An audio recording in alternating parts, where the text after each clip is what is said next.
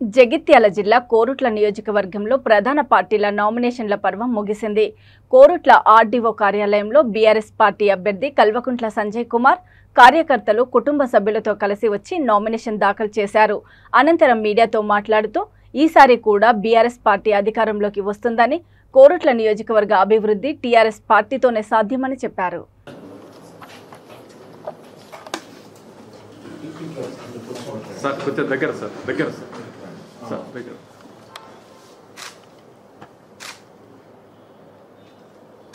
madam sir దగ్గర ఉండండి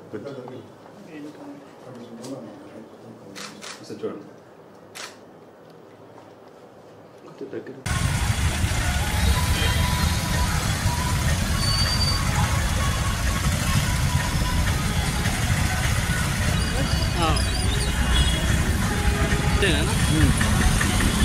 ఎమ్మెల్యేనైతే మన్మరాలను పట్టుకొని పోయి